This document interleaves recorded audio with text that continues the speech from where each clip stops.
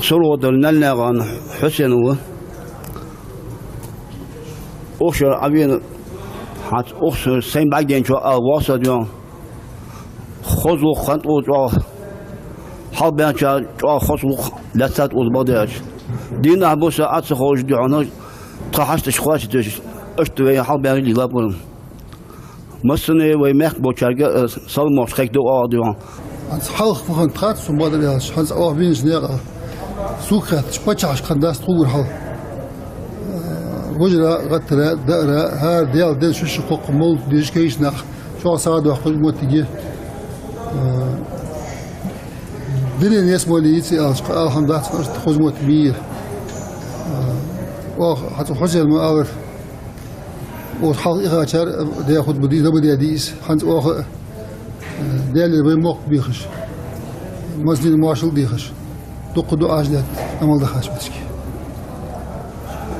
أجر كيرتي ده بيموق برتخل ويديش أجنا غاي برتخل ويني برتخل به ده شيء دعاء شو عادي يحدث. Салам алейкум, меня зовут Рустем, я из Адыгеи.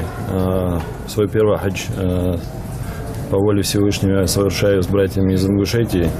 Хочу поблагодарить организаторов за хорошую организацию поездки, поблагодарить за теплый прием всех братьев и пожелать всем, чтобы Всевышний принял ваш хадж и услышал ваши дуа и воздал вам многократно за ваши благие дела.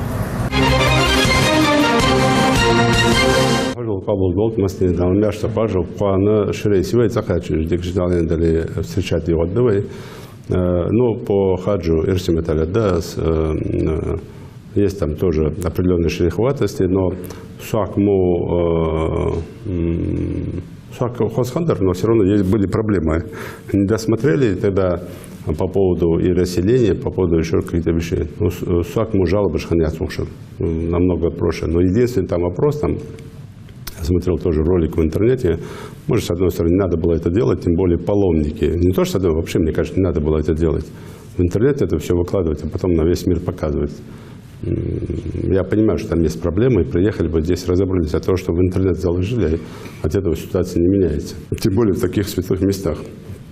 И мы там, конечно, должны делать выводы о том, что почему вот эти ребята остались там не внутри вот этих палаток, и почему остались там на улице, в чем была проблема. Из того, что мы там сейчас пока владеем информацией, места были в каждой палатке по 2-3 человека, но эти хотели группы в одном месте заселиться. Я думаю, что можно было бы это тоже предусмотреть, не разбивать эти группы.